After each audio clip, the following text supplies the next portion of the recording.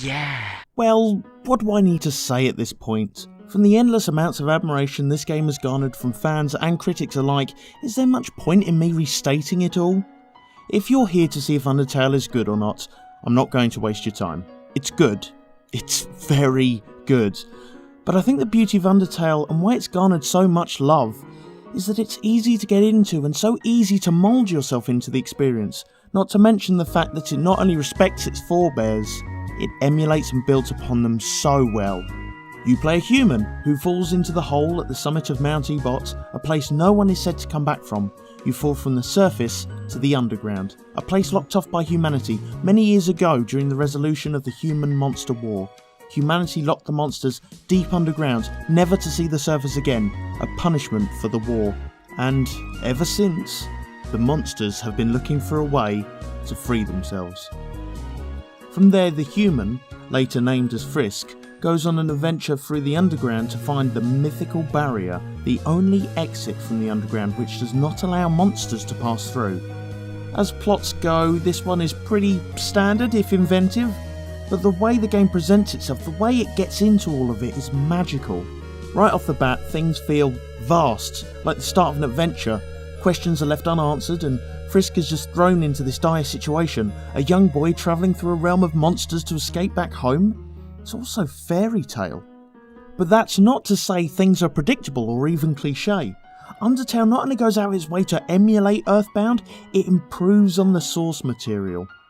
You do feel innocent and naive, like a child surrounded by the strange and the surreal, as Ness did in Earthbound. But in the locations, the NPCs, the supporting characters, everything is just so humorous and charming. Undertale presents itself as an immature, whimsical RPG that, dare I say, trumps Earthbound with its entertaining side plots and comedic timing. And with the, at the time, revolutionary battle system of Earthbound, Undertale follows up. Within the game, battles take place within a bullet box, a small area with the heart representation of Frisk's soul. It is here the player must use the arrow keys to avoid attacks and survive bullet hell onslaughts. While simplifying the combat from skills and items, this unique combat system is anything but stale, and the way Undertale brings in new ideas and elements does something extraordinary.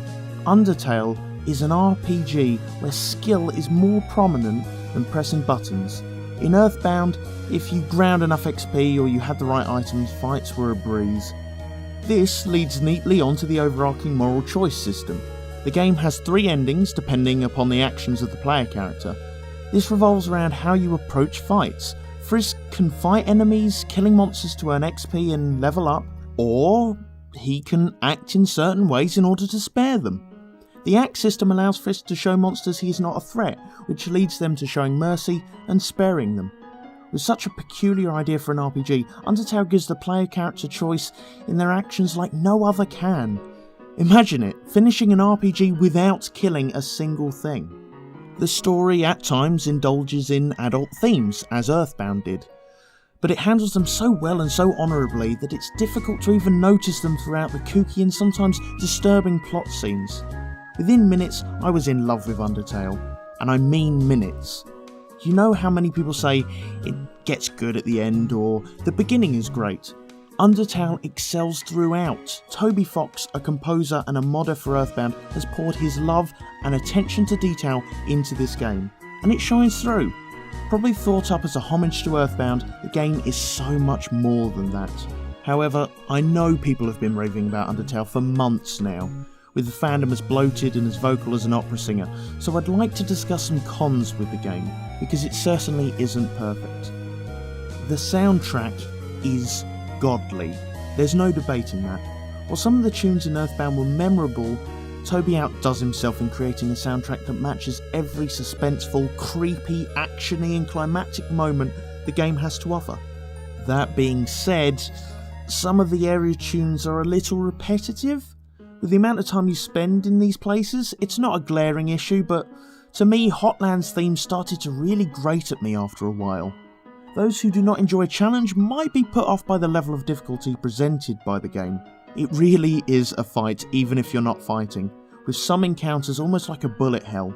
I'm not ashamed to say I died around 12 times, with many boss battles being carried by my insatiable appetite for food items. Although it's not brutal, Undertale is by no means a cakewalk. If you're looking for a sit down and play RPG that isn't too story heavy, then Undertale might go over your head.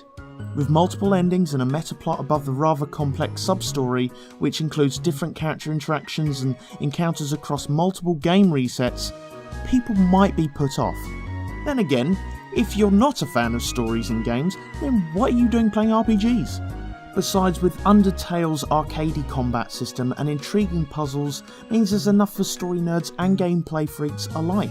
As previously outlined, the game has multiple endings and an integral moral choice system. Frankly, I love them, I love that stuff in gaming. But for those of you who like actions without consequences, you may feel not too comfortable in Undertale. The evil route, also known as the genocide route, is especially punishing. And finally, as perhaps a very subjective observation, the game almost plays a bit too much like Earthbound. An isometric RPG about a boy who needs to face strange evils and odd scenarios in an attempt to save the world and ultimately himself. A story about becoming older, taking responsibility and showing determination in the face of impossible odds. A final boss fight where you skip turns instead of fighting. Sound familiar? Personally, I loved Earthbound. So doing it again with a different combat system, new characters and a new adventure brings more nostalgia than being a nuisance.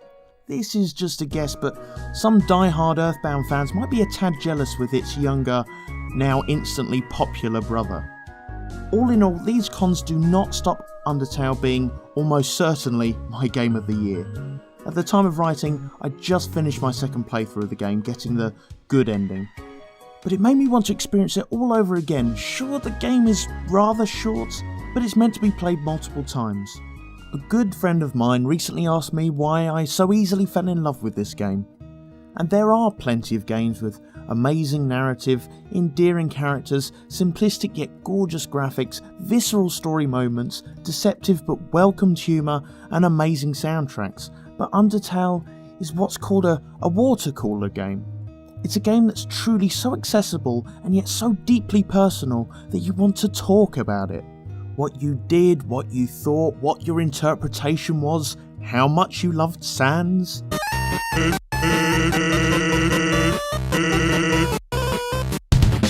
Check!